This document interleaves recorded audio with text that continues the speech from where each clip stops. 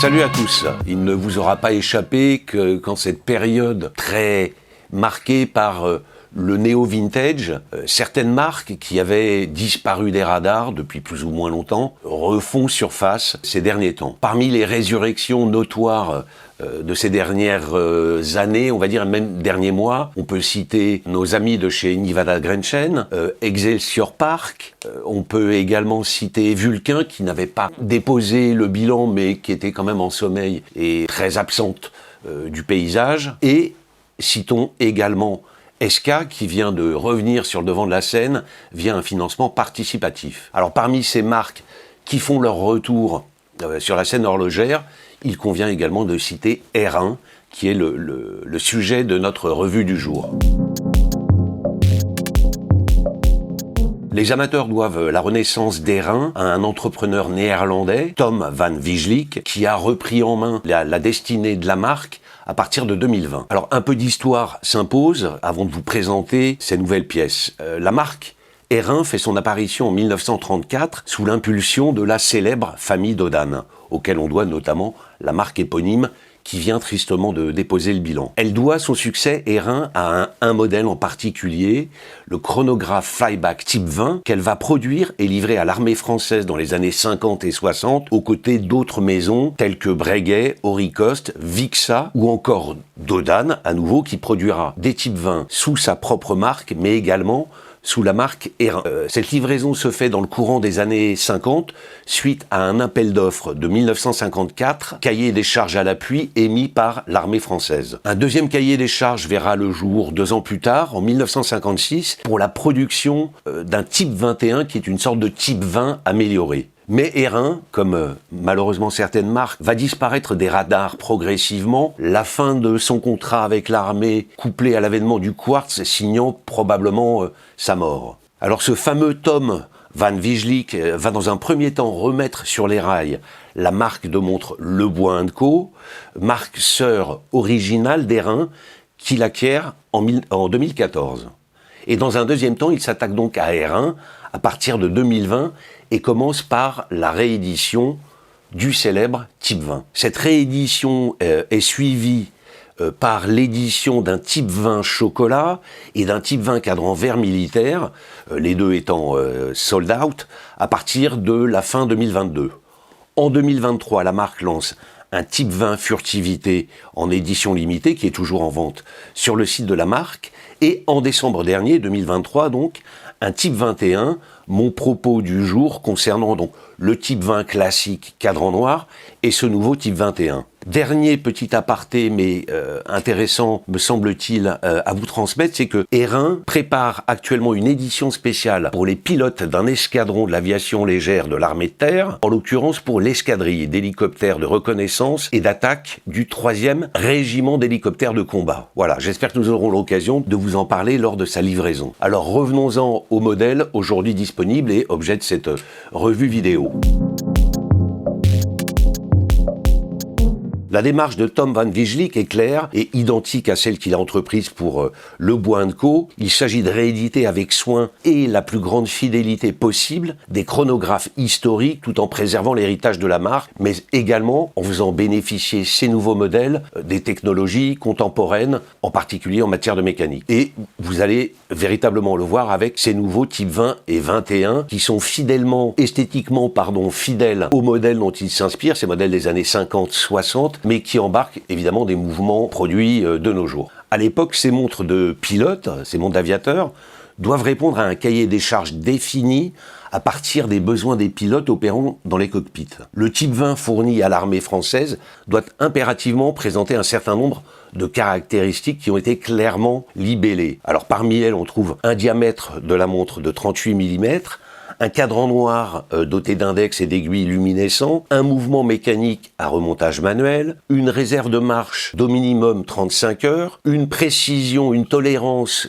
qui est au minimum de 8 secondes par jour, et enfin les montres doivent passer un test préalable avant d'être livrées aux opérateurs de l'armée, qui est cette capacité à supporter la marche, l'arrêt et la remise à zéro du chrono plus de 300 fois sans rencontrer le moindre problème. Ces type 20 doivent évidemment impérativement embarquer une complication appelée flyback ou retour en vol, qui offre la possibilité de lancer un nouveau chronométrage sans passer par les étapes chronophages entre guillemets du stop, remise à zéro, start. Une seule pression sur un poussoir désigné permet de remettre instantanément l'aiguille à zéro et de la faire repartir pour le calcul d'un nouveau temps à chronométrer. À une époque privée d'électronique embarquée, la fonction retour en vol est en navigation aérienne essentielle pour les pilotes au calcul des trajectoires et à la synchronisation avec un signal radio, d'où son importance et ce cahier des charges fourni par l'armée française. Alors, ces nouveaux chronos airains reprennent évidemment l'esthétique, mais également la fonctionnalité des modèles d'origine. Deux exceptions en termes de fidélité sont à noter. La première, c'est que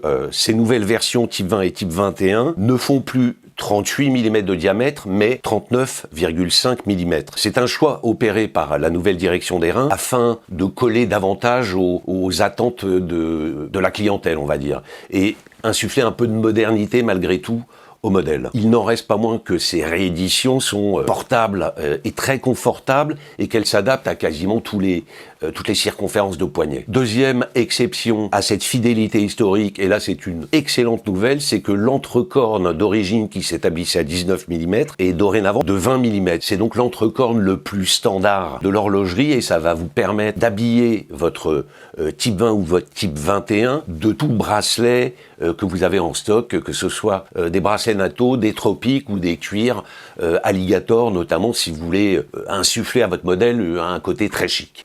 Airain n'opère aucun changement du côté de la lunette identitaire du modèle, qui reste d'une part dépourvu d'inserts, parce que je précise cela parce que c'est quand même une tendance lourde avec notamment les inserts en céramique, donc pas d'insert sur ces rééditions, et Airain a conservé, bien entendu, la graduation de type compte à rebours, donc dont les graduations sont inversées par rapport à une lunette classique.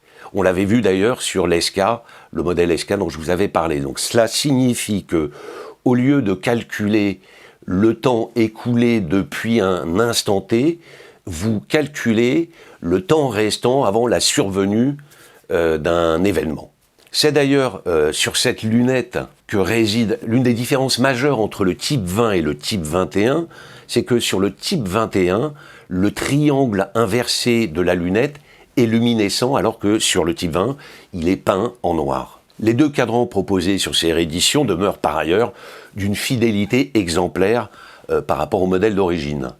Typographie des index chiffres arabes, affichage de compteurs avec petite seconde permanente à 9 heures et totalisateur des temps chronométrés sur 30 minutes à 3 heures, minuterie périphérique et aiguillage, tout y est, absolument tout. Airain choisit, dans un souci de cohérence historique, d'utiliser un Super Luminova légèrement teinté coquille d'œuf pour le type 20.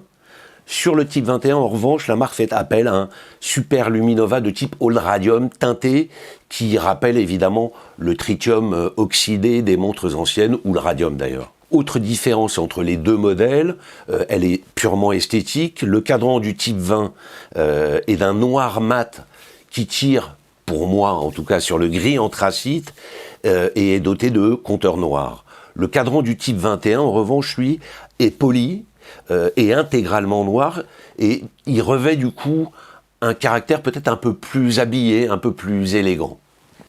On retrouve sur les deux modèles les marquages des deux modèles originaux. Sur le type 21 notamment, on retrouve la mention du nom du modèle à 6 heures, et dans la partie supérieure, au-dessus du puits des aiguilles, le logo Airain surplombant la marque écrite en minuscule. Donc le logo étant cette couronne que vous voyez sur nos images. Le cadran du type 20 contemporain, quant à lui, est aussi très fidèle historiquement, avec Airain inscrit en lettres capitales avec un A majuscule, le nom du modèle en dessous et la mention Incabloc à 6 heures avec le nombre de rubis équipant le mouvement. Une dérogation toutefois, les 17 rubis du chrono original sautent au nombre de 23 sur cette réédition du XXIe siècle, et pour cause, la mécanique embarquée n'est plus la même, évidemment. Pourtant, un certain nombre de points demeurent constants entre les mécaniques embarquées dans les années 50 et 60 et celles choisies par les nouveaux repreneurs d'airain en 2020 et les années suivantes. Alors tout d'abord, concernant la fonctionnalité, puisque ces rééditions sont équipées de la complication flyback, évidemment. Alors le flyback, je vous en ai expliqué tout à l'heure le fonctionnement, est une complication certes parfaitement inutile au quotidien, mais elle n'en demeure pas moins tout à fait ludique. Vous le verrez en opérant ce retour à zéro et ce redémarrage instantané. C'est très sympa en termes de cinématique. Autre caractéristique pérenne entre les mécaniques des années 50-60 et les mouvements choisis en 2022-2023, Airain a choisi de proposer dans ses type 20 et type 21 des mouvements mécaniques à remontage manuel qui sont un nouvel argument en faveur des amateurs d'horlogerie et des amateurs de montres anciennes en particulier qui prendront un réel plaisir à remonter tous les 2 jours, réarmer le barillet de leur montre pour qu'elle délivre sa réserve de marche de manière optimale. Alors précisément, quelle est cette mécanique embarquée? Il s'agit du calibre R1 AM2. Alors de quoi on parle? C'est en fait un mouvement qui est développé et fabriqué par la manufacture AMT, qui est la division haut de gamme de Sellita, basée à La Chaux-de-Fonds en Suisse. Il s'agit, comme à l'origine, d'un mouvement chronographe à roue à colonne,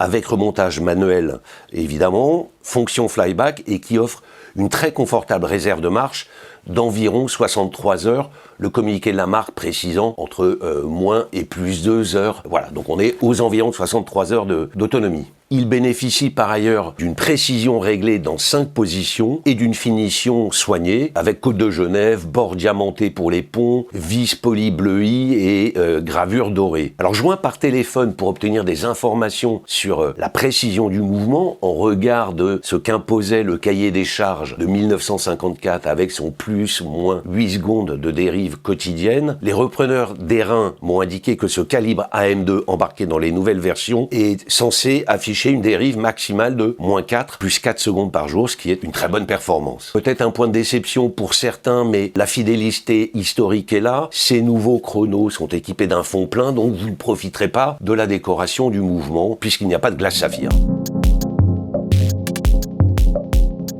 Alors que penser de ces chronos R1 type 20 et 21 contemporains? Les type 20 et type 21 sont des modèles particulièrement recherchés par les collectionneurs de montres militaires et de montres de chronographes vintage en particulier. À la fois pour leur histoire riche et leur rareté, mais également pour leur design identitaire et leur charme indéniable, en tout cas de mon point de vue. Le problème avec la recherche d'un modèle original est toujours le même quand on s'intéresse au vintage, c'est l'authenticité des pièces, la fiabilité et évidemment les prix qui parfois peuvent être astronomiques, en particulier je pense aux Breguet type 20 d'époque qui atteignent des sommets. Breguet et Auricoste se sont lancés de leur côté dans des rééditions de modèles anciens. Alors je mets Breguet à part parce que la manufacture joue dans une toute autre cour à tout point de vue, mais Auricoste par exemple a proposé une réédition de son type 20 en optant à mon avis pour la mauvaise voie puisque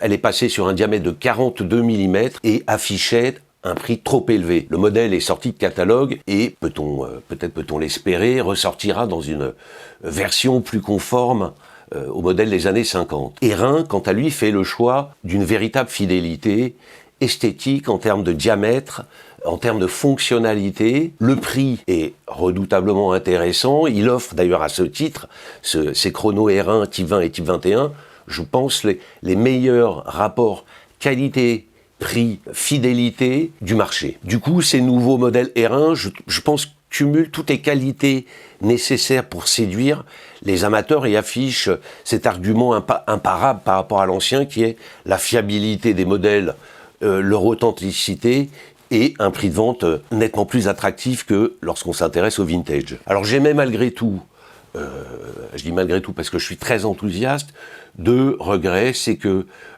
pour l'un et l'autre des modèles, les bracelets ne sont pas à la hauteur des boîtes et des cadrans.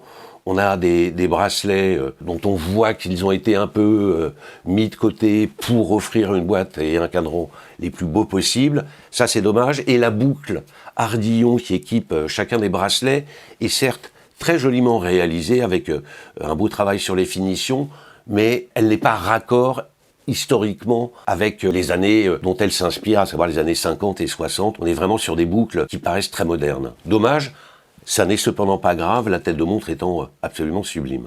Alors, laquelle choisir entre les deux? Moi, personnellement, mon cœur balance très nettement vers le Type 21. D'abord parce que il a ce cadran extrêmement sobre, avec simplement 2 lignes, contre 4 lignes pour le Type 20, et parce qu'il y a ce logo R1, qui est cette couronne que l'on voit rarement, qui apporte du charme vraiment et un côté très, très ancien, vintage au modèle. Le prix de vente, l'une et l'autre sont proposés exactement au même tarif, à savoir 2 950 €. Voilà, j'en ai fini. Alors, n'hésitez pas, s'il vous plaît, à me faire part de vos commentaires, de vos réactions, de vos questions, à vous abonner à notre chaîne, si ça n'est pas déjà fait. Et moi, je vous dis à très vite pour une prochaine revue. Merci, bye bye.